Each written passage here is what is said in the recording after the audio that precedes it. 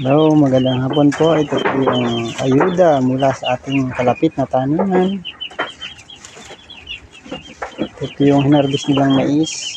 Yan, kinuha natin yung mga puno niyan. Yan po ang pagkain ng ating mga alaga ngayong araw na to. At yung lalabis, bukas pa pwede.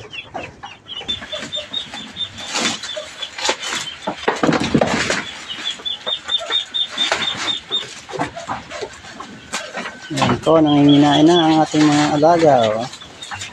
Kung gusto nila yan, mais.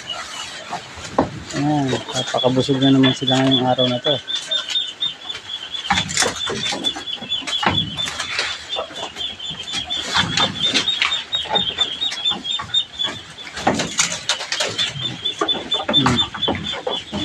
Ayan, puno ngayon ng kainan.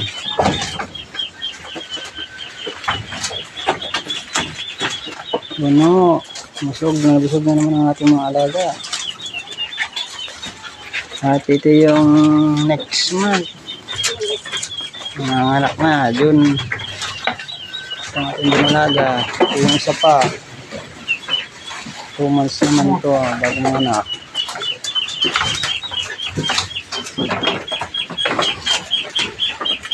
At ito yung dalawa. Dito, si Mama Brown, si Barako. Hindi pa rin sa pagkain. At yung iba dito sa kabila. Ayan.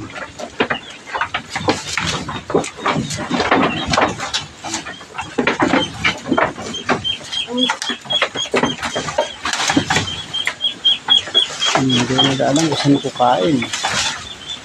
Pero mais na yung araw na to.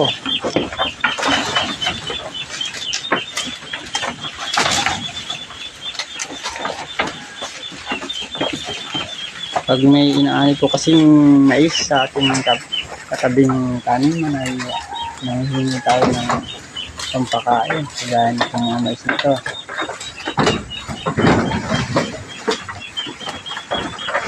Ito nila yan.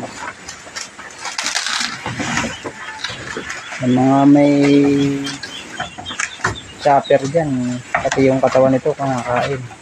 Wala po tayong chopper, kaya yun lang, yung kaya lang nilang nguyain ang makakain nila.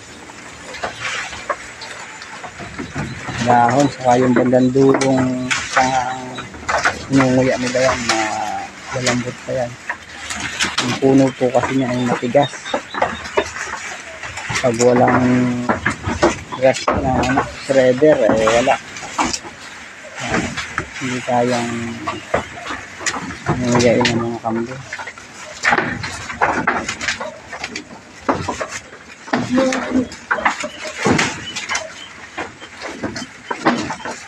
So, yung dalawa nating buntis.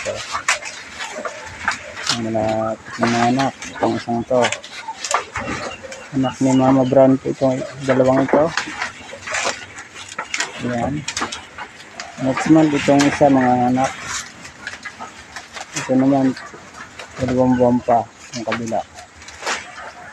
Hindi nagsabay nag-shoot yung dalawang yun.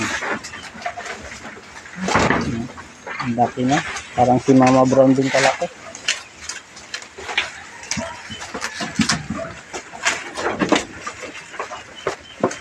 Sa araw na to,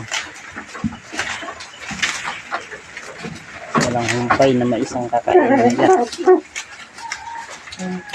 Anong limais po? Ilang yung araw na to. Anong limais? Para sa mga buntis na to. Tisay. Si Tisay, napagkalaki-laki. Tisay o. Parang buntis, laki na siya. Ito ang ating Barako, si Tisay. Pagkalaki-laki. Dito yung mga makakabit. Ayan. Sige lang. Paulit-ulit. Hindi alam kung saan kakain ko mga to. Hindi lang mo yan ang ulit-ulit pa.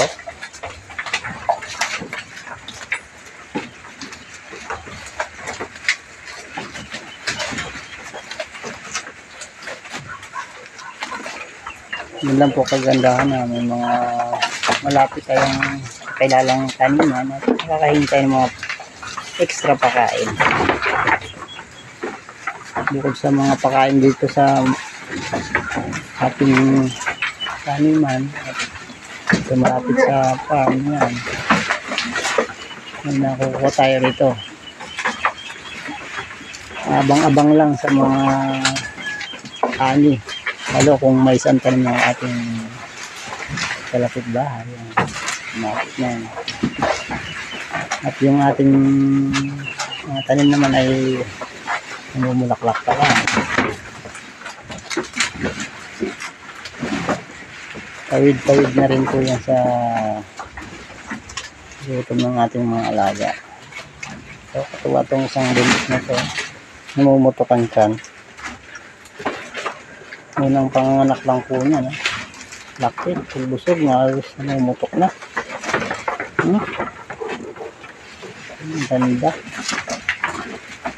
Dahil po ni Mama Brown yan, kaya malamang dalawahan po yun, unang anak lang. Malaking bulas. Malaking bulas.